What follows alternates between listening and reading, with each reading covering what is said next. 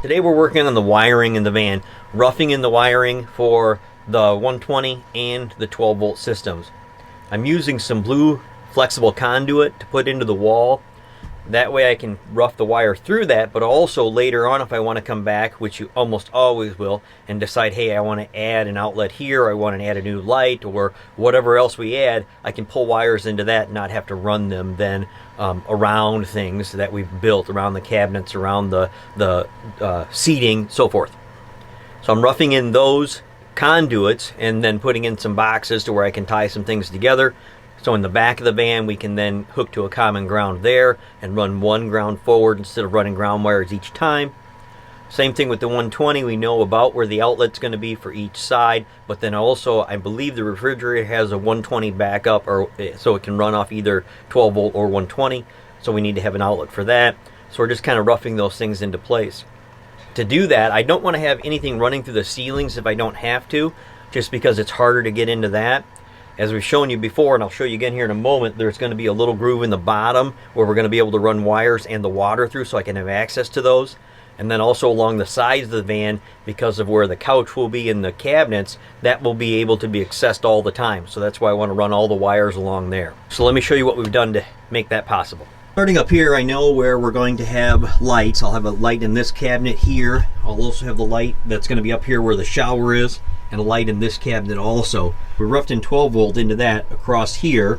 You can see then it crosses over and comes out.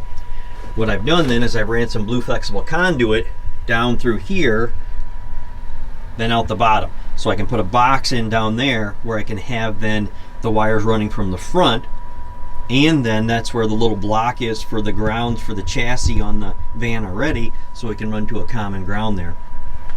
Also, you can see through here the larger cable, the black cable, that is the air conditioning. Same thing, I covered it with then the flexible conduit, and I've run it up through. And then up here, this is obviously going to be held up to this. But now that's all run through, and then I can run forward along here. The only part where you end up then running into trouble is right here. There is a square opening on this side also, already, that's stock. And then there's a round opening on this side here that was stock, it was round. Now that's not enough. I could run one run through there, but not enough to run all the runs I want. So I cut this out, use the Sawzall just to open that up. And instead of cutting it all the way open, I cut it down and folded that down. That helps eliminate one of the sharp edges. And then I put PR15 on there, so that way I can run the line all the way forward, because the batteries are going to be up right in here. I ran now the conduit, the flexible conduit, again through here. This is terminating here. Right now, this is where the fuse box and battery will all be in the under the couch there. Now I'm getting ready to pull wire. And just use some fish tape here. Individual circuit that's going to be pulled for the fan, and then one circuit that is going to be for the two closet lights, and then another is going to be for the shower light, which comes out there, and then the main cabin light, which comes out here. Here's how we're coming out now. Have the box installed there. This is for 12 volt, and I now have strung then from the front here. This is again where the batteries will go, to the back, and then some of them have been pulled up to here.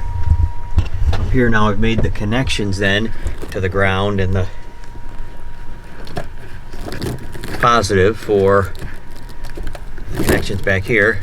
I use the lever nuts, the Wagos, with the lever nuts, and I like the lever nuts because you can take them apart easy, they go together well. And something like this, since it's going to vibrate some, I do wrap a piece of electrical tape around the Wago.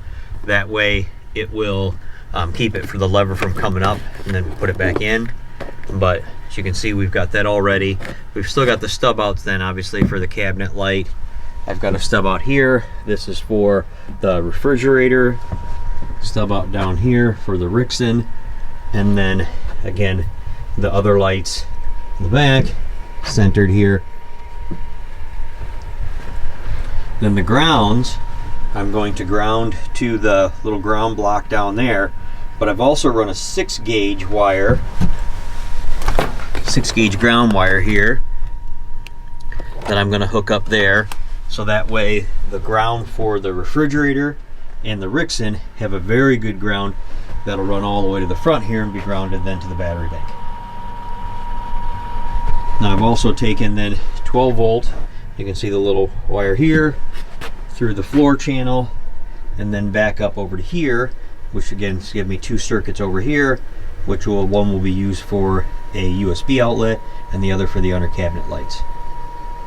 Although, because of where this is, I might pull the under cabinet lights off of that one and have the rear cabinet and the under cabinet lights be off of that one branch. Now I'm getting ready to start pulling the 120, and that's going to be in this circuit here. I'm going to have an outlet here, which will be the 120 for the refrigerator, but then it'll also then be able to branch off to an outlet in the cabinet that's going to be here. I will then continue it across underneath the floor there and put another box in here. I'll run 2 circuits over there. One circuit will be for the induction cooktop, the other circuit will be for an outlet. And I'm going to run those on separate circuits, so that way if we're running the cooktop, since it runs for a while, sometimes we can still run other items and not worry about tripping a fuse.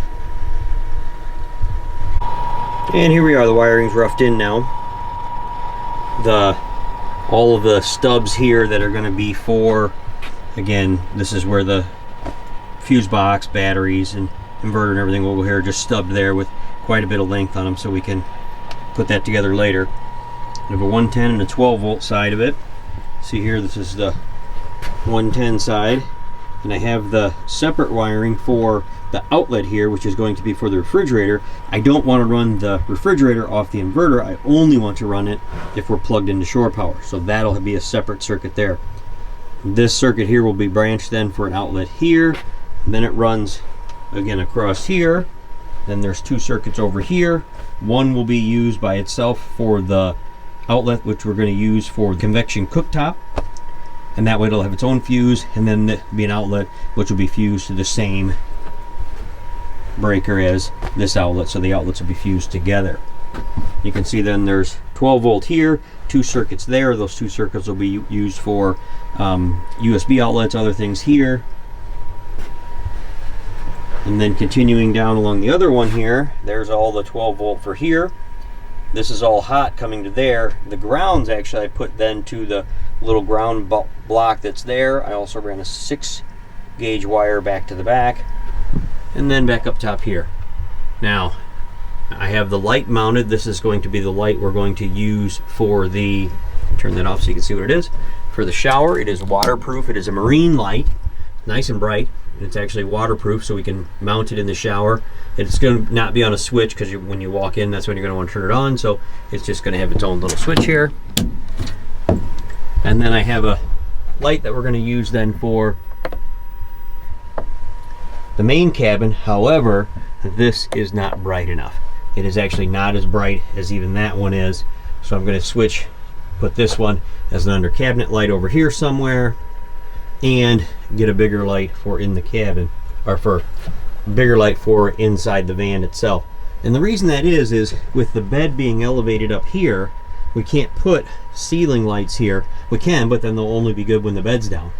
So I have to do something to make it fairly bright from here. We will have some lights along the window here also, so we'll have some downlight there, but the main cabin light will have to be here. So again, I'm going to have to put a brighter light in there. So that's where we are. Electrical's roughed in. We're done with the roughing of the wiring. It went actually pretty well. I have all the runs done. The only thing that didn't work out as well as I would like is the 120, the 3/4 inch conduit is full with just the 3 runs. You can't fill it, put it all the way full, otherwise you can't pull wire back through there. But I couldn't add anything more. I don't think I'll need any more 120, so I'm not terribly upset about that. The 12 volt run with the 3/4 inch conduit still has room in it to add things. So again, if in the back here, if all of a sudden I realize, hey, I need to add something more, I can do that.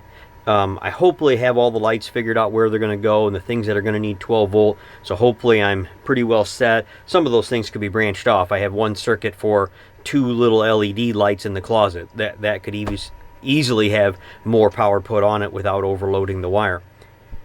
Overall, I'm pretty happy with the way this turned out. I like the way it goes across the bottom. Once I put a cap over there, all these wires should be easily accessible even afterwards, because with the L couch here and the countertop here, those wires, they'll have a false panel over them, but I should be able to get to them.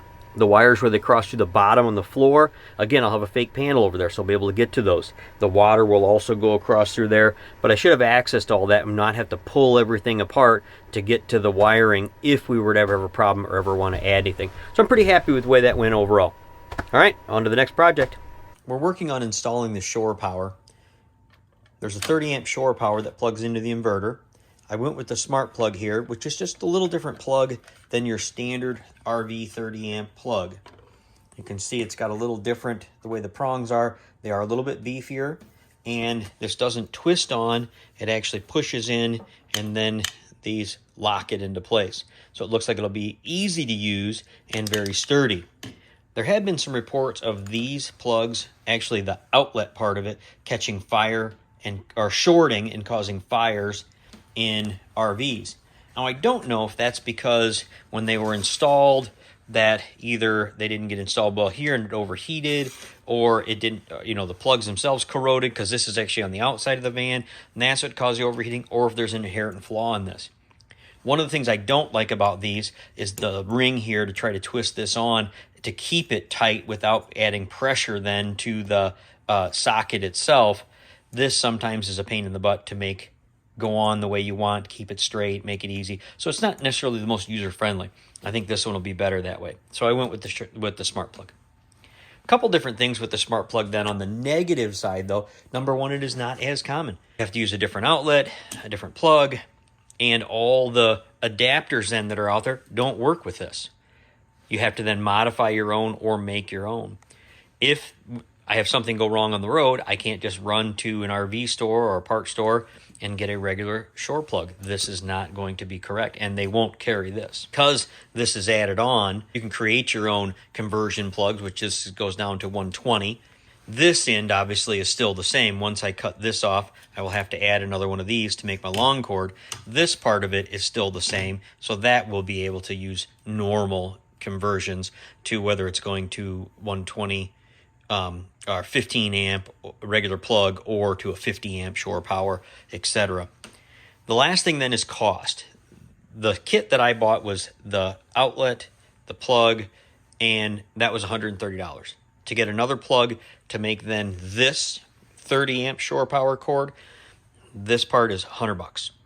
So it is expensive to make conversions versus normally you can run to the RV store and buy a 30 amp to 15 amp conversion for $10, $15, $20.